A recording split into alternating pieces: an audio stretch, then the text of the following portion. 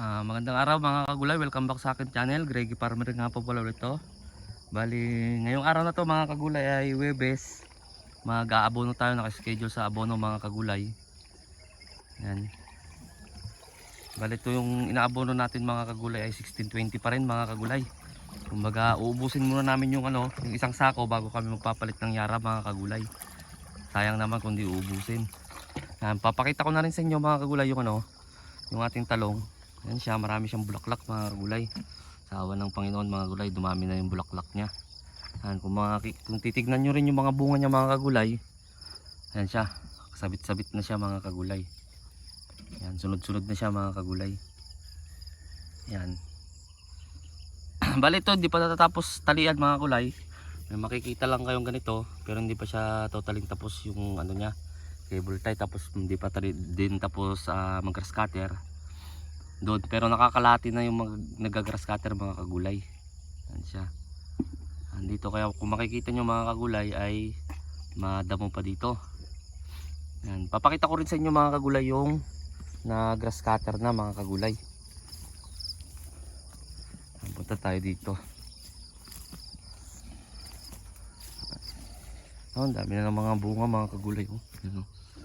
Doon natamaan siya nung nakaraan ng mites, pero naagapan natin mga kagulay. Meron tayong ginawa na in-spray na pang mga kagulay, pang mites. Tulad ngayon mga pag-research ko mga kagulay, ang mites hindi siya nakabilong sa insekto mga kagulay, kaya hindi pala siya namamatay talaga ng mga insecticide na ini-spray. Ayan. Mamaya kukwento ko sa inyo mga kagulay kung ano yung in-spray ko. Hindi naman ako madamot sa kung anong ini-spray ko dito mga kagulay. Yan, punta muna tayo doon sa grass cutter na mga kagulay, kasi ganito ang itsura niya kapag hindi pa nag-grass cutter mga kagulay. Ito, sabi nga ma.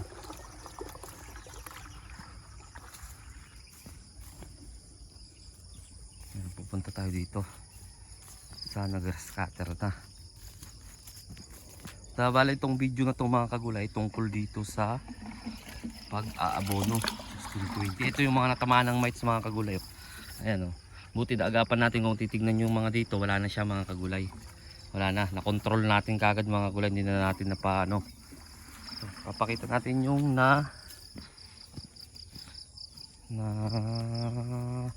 grass cutter na mga kagulay. Ito hindi pala grass cutter, ganito ang itsura niya pag grass cutter na mga kagulay. Ayan, malinis na siya tingnan mga kagulay. Yan, yung mga damo na yan i-ano namin. Katulad nito mga damo na ito, siyempre gaganyan namin yan mga kagulay. Tapos pupurningan na namin yung mga kagulay. Tulad yung sabi ko mga nakaraan ay kapag nakadalawa o tatlong harvest na, pupurningan na yan ganyan mga kagulay. Yan. Yan. Yan. Yan. Tapos dun sa nagtatanong na kung may pruning pa ba, magpupruning pa ba kapag katapos ng tanggalin sa baba, ay meron pa po mga kagulay. Kumbaga hihintayin lang natin na yung mga limbaw ng ganito.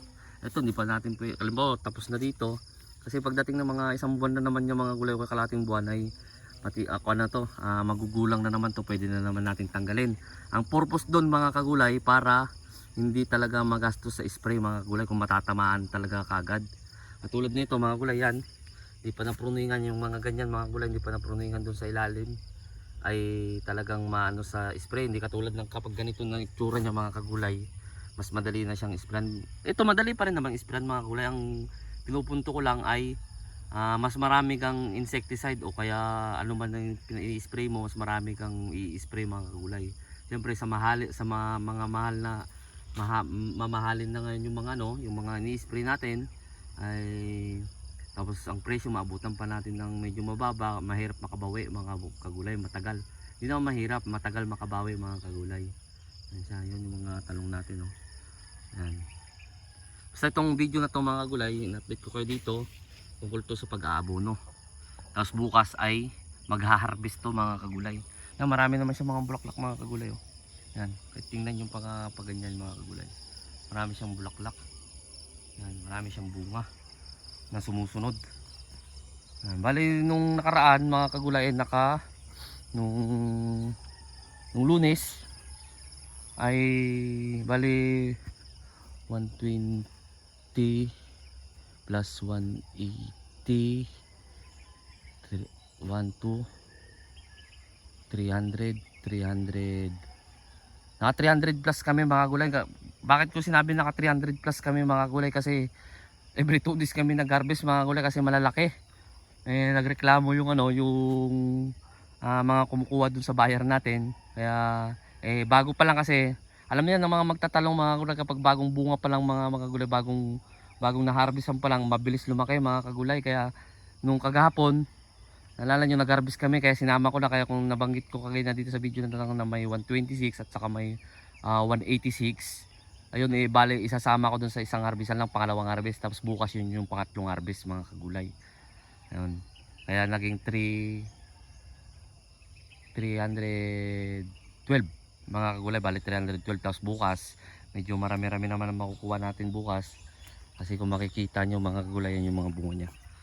Yan. Although yung mga iba wala pa talagang nakukuha, katulad nito wala pa siya nakukuha. Yan. Pero may mga bunga, may mga puno na talaga na 3 ang nakukuha mga kagulay.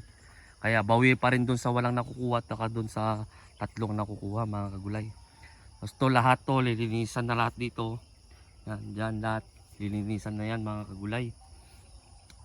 Para kapag nagtali na sila, kasi meron ng ganito mga kagulay, kagaya na wala kayo nakitang cable tie. Yan, cable tie pa yan pagkatapos ng abono, pagkahapon siguro. Cable tie na yan. Pagkatapos ng cable tie, bukas naman ay mag-harvest, paghapon cable tie ulit mga kagulay, kasi hindi naman ito matatapos ng basta-basta. Tapos pagka Sabado, yun na yung tatanggalin ngayon mga ganito. Yan, ganyan, tatanggalin na yan mga kagulay. Yan, ganyan na siya kalinis mga kagulay. Yan, medyo hindi pa makapal, pero kakapal at kakapal yan mga kagulay. Yan. Tapos ito mga tinatanggal na to, hindi dapat iiwan dito. Pwedeng iwan lang muna dyan, siyempre tanggal ka ng tanggal, tapos hakutin din mga kagulay. Ganito mga kagulay, tingnan nyo, ka-harvest lang kagapon, pero tingnan nyo yung bunga niya mga kagulay. Oh. Malalaki naman siya. Kung yung kagahapon din namin hinarvest yun, siguradong mas malaki pa dito mga kagulay. Ito sakto na to sa bukas mga kagulay. Marami naman siyang bulaklak. Oh. Yan. Malinis na siya. Yan.